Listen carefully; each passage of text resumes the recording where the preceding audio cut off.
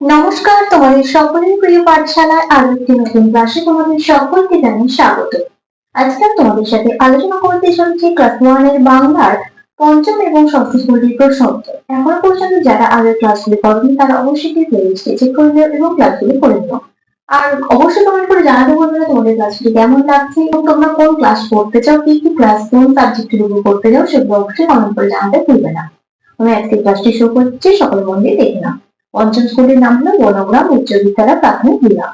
একের প্রশ্নটি আছে শূন্যস্থান পূরণ করো। মুনিরাম মুন্সি কোমরেতে ঘুমছি, তাহলে এখানে লিখে দেবো কোমরেতে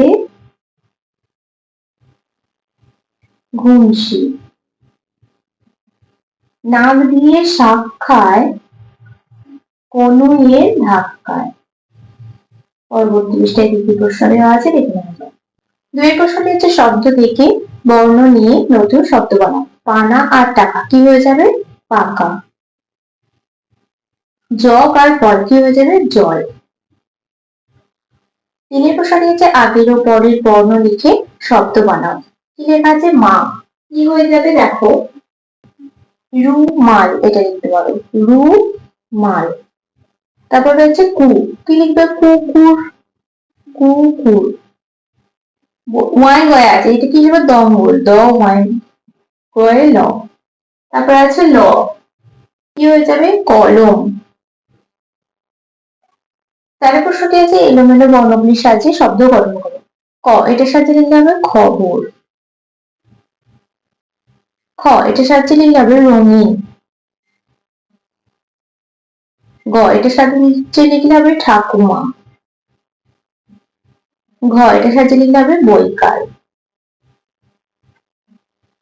পাঁচের প্রশ্নটি আছে সঠিক উত্তরের তলায় দাগ দাও।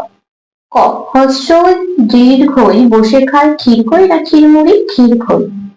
খ, বাঘ আছে শালবনে না আমবনে? বাঘ আছে আমবনে। গ, চরে বসে রাধে উয়া না ইয়া? উয়া। ঘ, জলে থাকে পোকা না মাছ? মাছ। ছয় প্রশ্নটি বলেছে শব্দ তৈরি করো। ফল ফল, দন্ত ন ল নল। খয়েরটা এটা হবে খ হর্ষই খই, ম হর্ষই মই। সাথে প্রশ্নটা হচ্ছে নতুন শব্দ তৈরি করো। দেখো কটা শব্দ তৈরি করতে বলেছে? চারটে। একটা প্রথমেই হবে দেখো কচুরি পানা, কচুরি পানা। তারপর দেখো এদিকে হবে মশারি, এদিকে হবে পানকৌড়ি,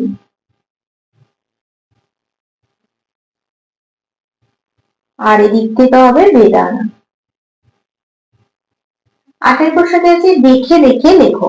খালে বক মাছ ধরে বনে কত মাছি ওড়ে। খালে বক মাছ ধরে বনে কত মাছি ওড়ে। পঞ্চম স্কুলটি কমপ্লিট করে দিলাম, এবার ষষ্ঠ স্কুলটি আলোচনা করে দেবো, দেখে নাও। ষষ্ঠ স্কুলটির নাম হলো বরদাকান্ত বিদ্যাপীঠ প্রাথমিক বিভাগ। একের প্রশ্নটি আছে শব্দজুড়ি থেকে সঠিক শব্দটি বেছে নিয়ে শূন্যস্থান পূরণ করো। দেখো শব্দজুড়িতে কি কি আছে? কোমরেতে, কনুই, মুনিরাম, শাক, পাখি, গায়ে, মাঘ, মাছ আর বাঘ। দেখো কি হবে? ক, ড্যাশ মুন্সি, মুনিরাম মুন্সি, মুনিরাম মুন্সি। ড্যাশ ঘুমছি, কোমরেতে ঘুমছি, কোমরেতে ঘুমছি। নাক দিয়ে শাক খায়, শাক খায় কনুইয়ের ধাক্কায়। পরবর্তী পৃষ্ঠায় কি কি প্রশ্ন দেওয়া আছে দেখে নেওয়া যাক। তারপর কয়েকটা আছে ড্যাশ আছে আমবনে, কি হবে? বাঘ আছে। তোমাদের শব্দজুড়ি থেকে নিয়ে লিখতে হবে। ড্যাশ চাকা চাকা দাগ, গায়ে চাকা চাকা দাগ। ড্যাশ বনে গান গায়, পাখি বনে গান গায়। ড্যাশ জলে খেলা করে, মাছ জলে খেলা করে। দুই প্রশ্নটি বলেছে এলোমেলো বর্ণ সাজিয়ে অর্থপূর্ণ শব্দ গঠন করো। দেখো কয়েকটা এটার সাথে লিখতে হবে দোকান। খ, এটার সাথে লিখতে হবে চশমা। গ, এটার সাথে লিখতে হবে ডালিম। ঘ, এটার সাথে লিখতে হবে একতারা।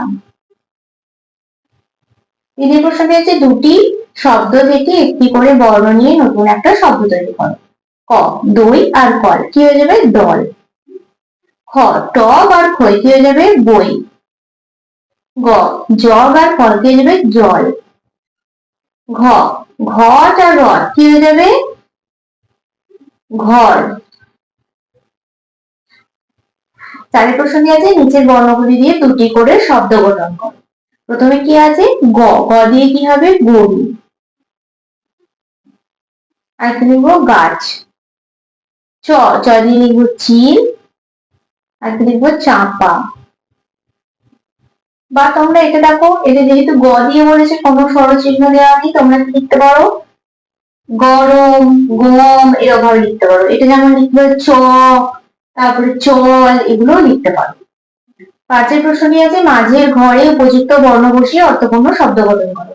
এটা হবে সিংহ, অনুসার বসে গেল। এটা হবে পিঁপড়ে, প বসে গেল। এটা হবে হরিণ, রয় হর্ষে বসে গেল। এটা হবে ঈগল, গ বসে গেল। ছয় প্রশ্নটি মধ্যে সঠিক উত্তরে নিচে দাগ দাও। ম চালায় গরু গাড়ি না ঘোড়ার গাড়ি গরু গাড়ি। রামের গায়ে নীল শাল না লাল শাল রামের গায়ে লাল শাল। গ অবিনাশ কাটে বাঁশ না ঘাস ঘাস। ক্ষুদিরাম পারে আম না জাম ক্ষুদিরাম পারে জাম। তাহলে তোমাদের পঞ্চম এবং ষষ্ঠ স্কুলটি কমপ্লিট করে নাও। আজকে ক্লাসটি আমি শেষ করছি। খুব তাড়াতাড়ি আর নতুন ক্লাস নিয়ে আসবো তোমাদের সামনে। যদি তোমাদের আজকে ক্লাসটি ভালো লেগে থাকে তাহলে অবশ্যই লাইক কমেন্ট সাবস্ক্রাইব এবং শেয়ার করতে ভুলবে না। সকলে সুস্থ থাকবে, স্বাভাবিক থাকবে। সকলকে অসংখ্য ধন্যবাদ জানাই।